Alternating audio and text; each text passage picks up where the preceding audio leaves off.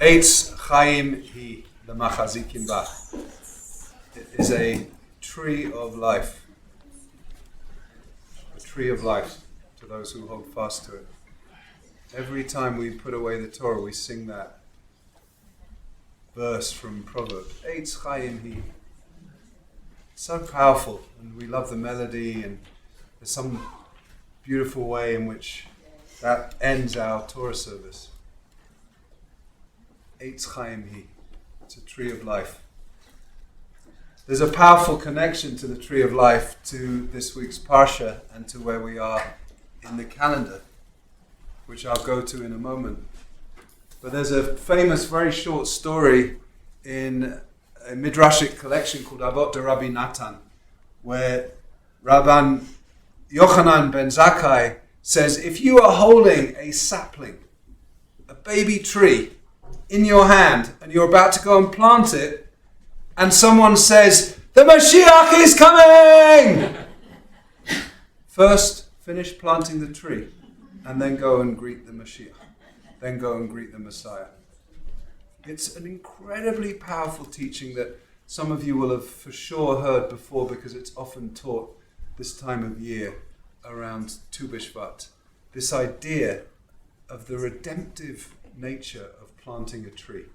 There's something so powerful about planting trees, and about what trees are, what trees represent, how they inspire us.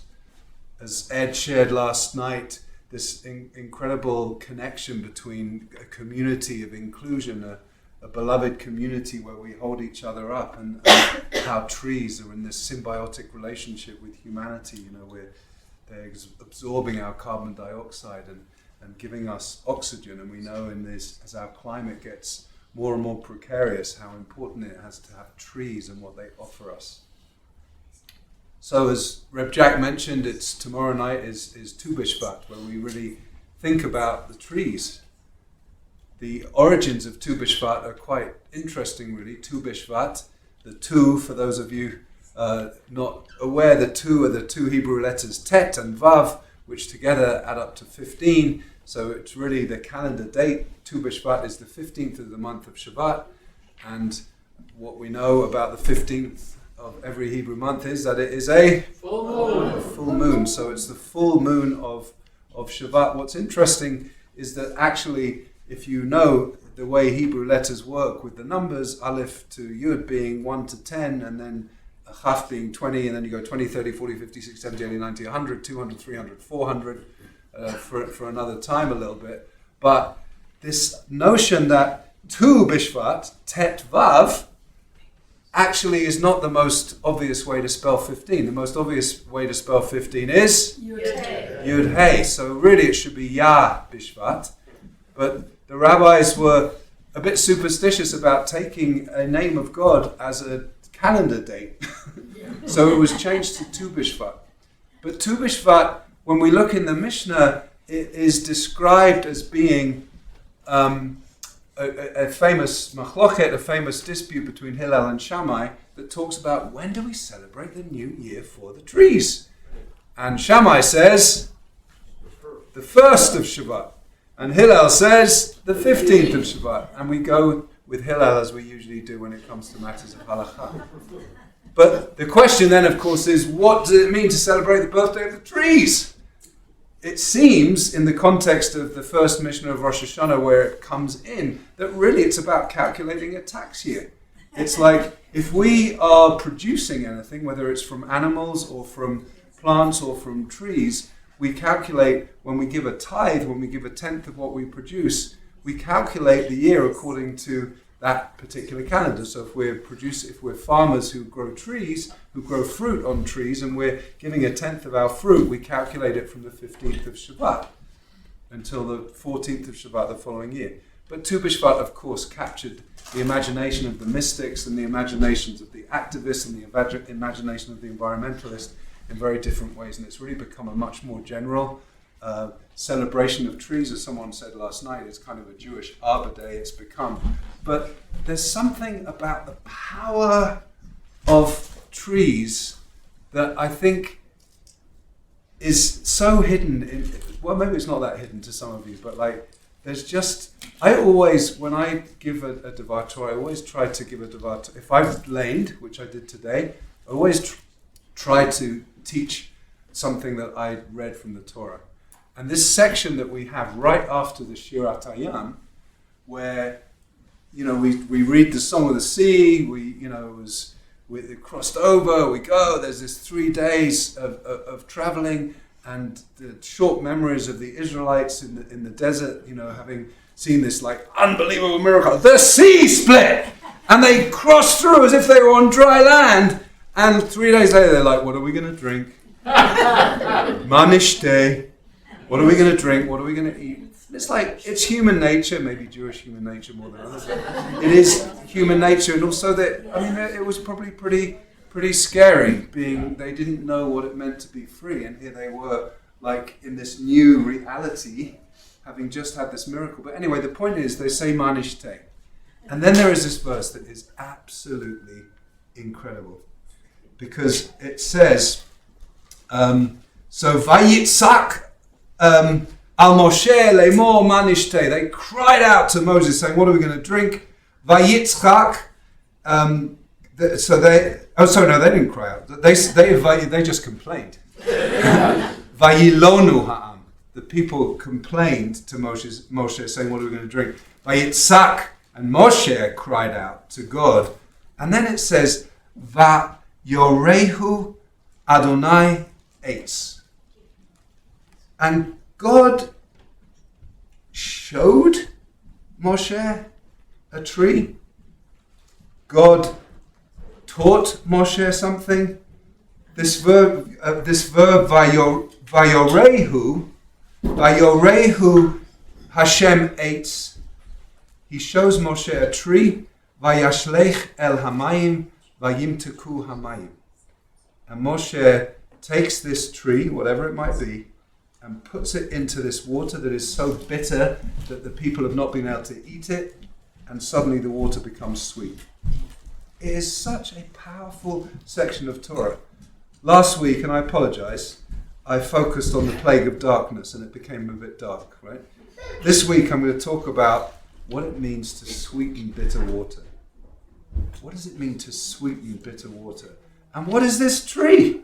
And what is God actually doing with this tree to Moshe? Because this verb, vayorehu, is really from the Hebrew root, those of you who are into Hebrew roots, Yud Resh He, which is the same root as Torah, right? It's also Yoreh is one of the names that we talk of about rain. So it's rain, interestingly, right? They're talking about bitter water. It's Torah. He's teaching Torah. And going back to Eitz Chaim He, some commentaries, some midrashim say that the Eitz is actually the Eitz Chaim. So in that moment, the people were complaining because the water was bitter and they had nothing to drink. So drinking is, of course, a physical activity to satiate our physical thirst, but it's also about our spiritual and emotional thirst. So what happened in that moment? God said, this is a time to teach some Torah.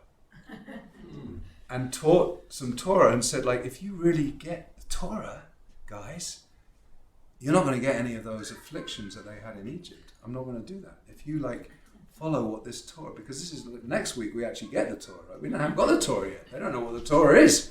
We get it at Sinai next week in Parshat Yitro, right? But there's something about this moment of sweetening the water.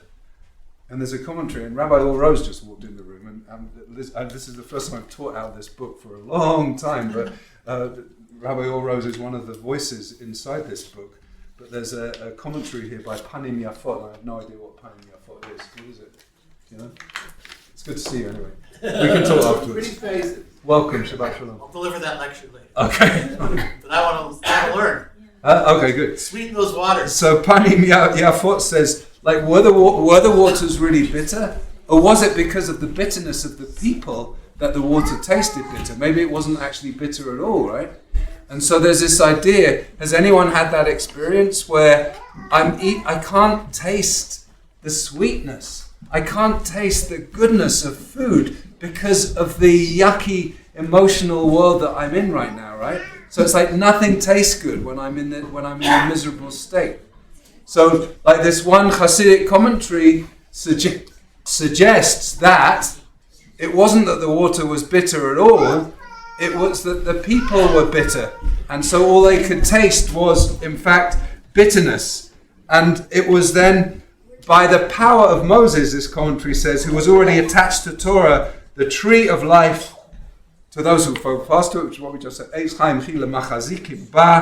the divine presence, the Shekhinah, shone through to give the spiritual power not to sweeten the water, but to sweeten the mouths of the Israelites, so that they could taste the sweetness and not the bitterness of the water. Right? Very powerful, kind of transformative way to think about it. In other news, I was looking through a whole bunch of different midrashim about what that eitz really is. And there's so many different ideas about, like, what is it? What is this tree? Like, suddenly we have this tree that, like, God says, look, Moshe, there's a tree there. Like, put it in the water. I mean, he doesn't say that.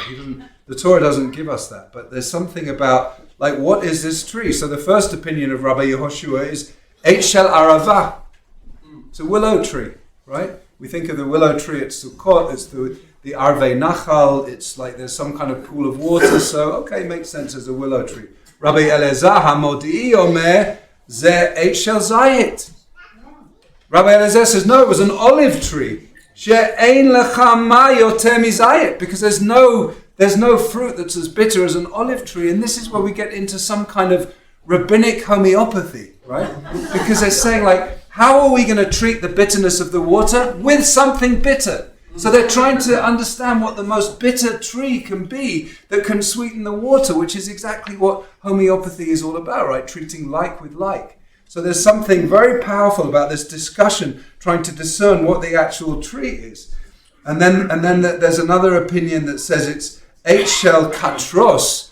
Katros is some kind of cedar tree or a gopher tree, and the whole idea of that. Oh no, that's a different commentary. Is that it was a tree that had really, really bitter leaves, the kind of leaves that you could actually use as your maror in the Pesach Seder, but they were trees that had bitter leaves, but they grew shoshanim, they grew roses. And so there's something about this idea of all of these different explorations of what this tree was.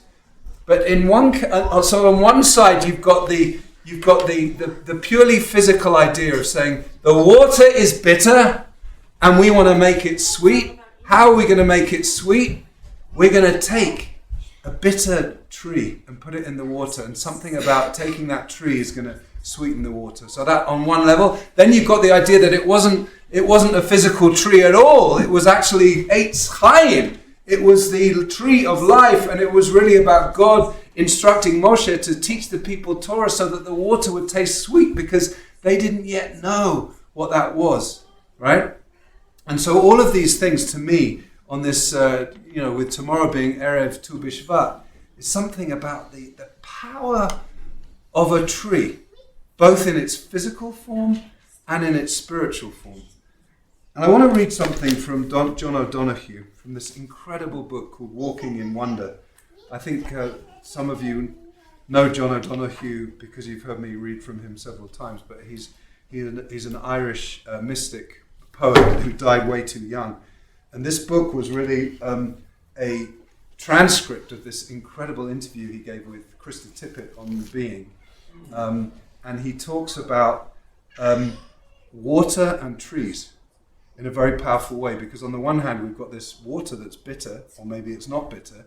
And by the way, immediately after this section, where after we stopped, they next come to a place that has 70 palm trees and an oasis of sweet water. It's wild, right? They've been in this place where they've 3 days they've had no water. They've been complaining about what they're going to drink. Then they come to a pool of water, but the water's undrinkable because it's so bitter. Then the water becomes sweet. Then they carry on their journey, and then they come to an oasis of sweet water with 70 palm trees around it.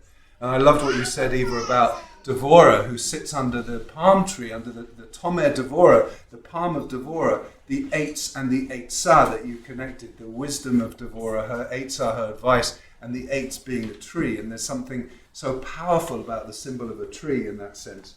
But John O'Donoghue says, every kind of water in a landscape has a different kind of tonality and a different kind of presence to it. You think of the stillness of a well, of the energy of a stream, of the totality of the ocean, or the singularity and memory of a river. I also think, he says, that trees are incredible presences. There is incredible symmetry in a tree between its inner life and its outer life, between its rooted memory and its external active presence. A tree grows up and grows down at once and produces enough branches to incarnate its wild divinity. It doesn't limit itself. It reaches for the sky and it reaches for the source, all in one seamless kind of movement. So I think landscape is an incredible mystical teacher, and when you begin to tune into its sacred presence, something shifts inside of you. I love that, and I love it for lots of different reasons, partly because of the way he talks about the relationship between water and trees, which really connects, of course, to Tu B'Shvat coming tomorrow. But this idea that a tree is both a physical object of beauty and something that is the wildness of divinity, he says, the wildness of divinity. There's something about a tree's branches which are reaching for heaven in a way that human experience is, at best when we're reaching for heaven like a tree. We're grounded in the earth, but we're reaching for a tree. So on Tu B'Shvat, it's not about celebrating like a taxation year. Most of us aren't farmers of orchards, right? Most of us buy our fruit hopefully from farmers markets and from CSAs, but mostly we buy our fruit from supermarkets. So it's more about just honoring the trees as being these incredible objects of beauty in nature that inspire us, and literally inspire us because they give us the oxygen, but they also give us fruit to eat. But a tree is also something that we see mirrored in ourselves as people who are rooted to the earth, but also yearn to be connected to the wildness of divinity in a certain way. So when I read this story, this Shabbat, in a way that I've never really paid close enough attention to it before, when I read this story of this eitz, this tree that goes into the water and sweetens the water, I think about the way that all trees sweeten our world, that all trees sweeten the bitter waters that we have. It's like, it's not ultimately a solution, but it's definitely something towards a solution, is the act of planting, like that story that I opened with from Rabbi Yochanan ben Zakkai, planting trees. Rabbi Art Green, who is Or's Talmid Chaver teacher, Rebbe, and has been an important teacher for me, along with my rabbi in London, Rabbi Jonathan Wittenberg, and I was involved in some of the early conversations about this. We started an organization called J-Tree, which is about encouraging Jewish communities all over the world to plant trees. And I think collectively at this point we've planted thousands and thousands and thousands of trees. In Bonei Shalom alone in 5780 we planted over 6,000 trees as a community. But this idea of planting as being a redemptive act, not just a physically redemptive act that is some kind of contribution to our environmental degradation, but bringing more trees in the world is obviously doing something towards reducing the carbon that's in our world. But it's more than that. It's also about the Eitz Chaim. The Eitz Chaim, the fact that we are all imprints of the Eitz Chaim, of the tree of life. Every time we put away the Torah and sing Eitz Chaim He, we're connecting to the inner dimensions of the tree, to the physical aspects of the tree and to the spiritual aspects of the tree. And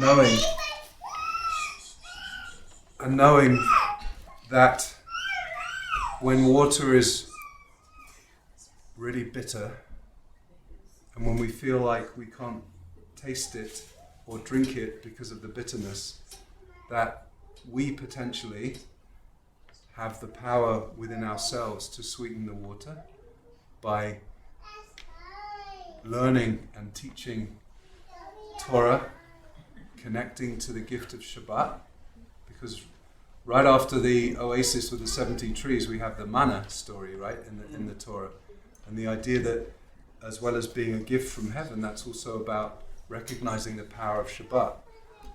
So our Jewish practices of Shabbat, of tefillah, of Torah, can help us in all of the ways, physically and spiritually, sweeten the bitter waters so that we can satiate our physical thirsts as well as our spiritual thirsts, and be inspired by